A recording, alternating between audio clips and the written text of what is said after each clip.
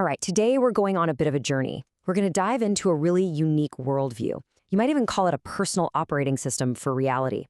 And it challenges, well, just about everything, from how time works to whether other people even exist. It's a wild ride, so let's jump right in. So the entire philosophy, everything we're about to talk about, it all hinges on this one core idea. Try to forget everything you think you know about life. According to this framework, it's not some grand journey or a test. It's a piece of software, and that program has a very specific name: now. Okay, so if life is a program, you gotta ask, right? What's the source code? What's it written in? Well, according to this philosophy, it all starts with a kind of fundamental logic, a numerical system that defines everything, from total nothingness all the way to creation itself. This system basically builds an entire cosmology using just the numbers 0 to 9. It starts simple enough. You've got 0, which is nothing, and 1, which is something. Put them together and you get 2, which stands for binary creation. But then 3. 3 is the experience of that creation, and that is what the system calls now. From there, the numbers get way more abstract. 4 is about being fearless, which then unlocks 5, the ability to fly. 6 is defined simply as evil. 7 and 8 are seen as an incomplete male and a complete female principle. And then finally, number 9 brings everything full circle, representing destruction, taking it all back to nothing. This quote, wow, it's such a powerful way to see that philosophy in action. Remember how number 5 was fly? The idea here is that our natural state is to fly, but the moment we started questioning it, intellectualizing it, we lost the ability. So what did we do? We had to create this clunky mechanical substitute, the airplane. We basically devolved from something natural to something artificial. And this brings us to a super important point. Those numbers, they're kind of like the key.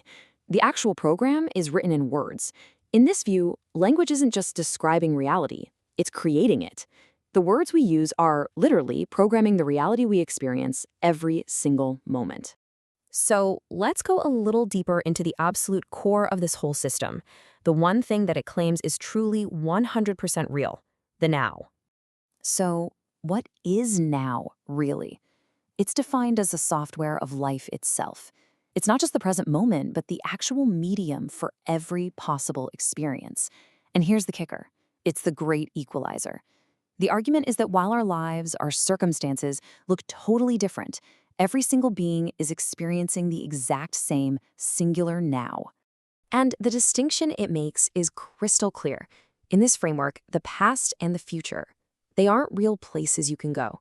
They're imaginary constructs. They're basically just stories that we tell ourselves. The only thing that has any actual solid reality is this present moment, the now. Everything else is just a story. So how does the software actually run? Well, it runs in loops. Think of it on 2 levels. On the micro level, reality is just this constant 1-second loop of now, just refreshing over and over and over. And on the macro level, each day is basically a repetition of the same fundamental program.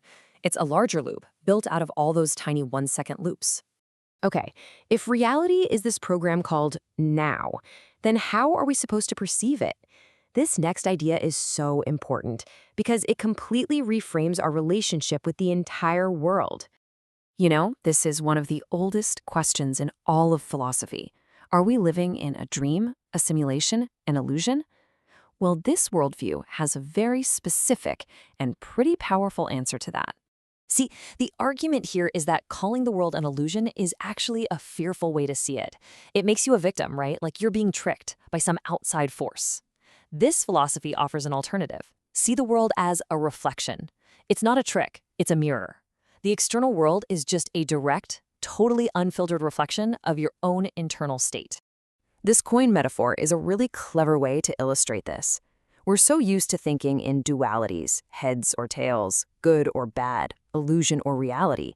But the source says, hey, don't forget the third side, the edge of the coin that balances the two. That represents a higher perspective, a third eye that sees beyond those simple opposites. Now, stick with me here, because this is a subtle but absolutely critical distinction. The difference between being singular and the concept of a singularity. The source calls singular the engine. It's the actual undivided state of just being. Singularity, on the other hand, is the exhaust. It's the idea of that state. It's a concept that you look at from the outside, and that very act creates separation. And here's the play-by-play of how that separation happens. It's language itself that creates the division. Just look at the suffix arity. It literally means the quality of being. So the second you turn singular into singularity, you're not in the state anymore. You're standing outside of it, observing its quality. And that simple act creates a subject. That's you, and an object, the concept. And boom, right there, that's the birth of all separation. Which brings us to the final and, I've got to say, most radical conclusion of this entire worldview. If separation is just an illusion created by our own language and observation, what on earth does that mean for the self? The first domino to fall is the idea of they, the idea of other people as these separate, independent beings. It's a truly revolutionary thought. What if that fundamental division between me and them is the real illusion? The logic here is that the existence of others is actually a product of our own minds, specifically the act of judging. By perceiving and judging something as other, we literally bring it into existence as other. If you stop that judgment, the separation just collapses. And here it is. This is the absolute climax of the entire philosophy. The world isn't some stage we're walking on. It's not some external place we happen to live in. The entire world, and everyone and everything in it, is a projection happening within our own consciousness. It lives in our mind.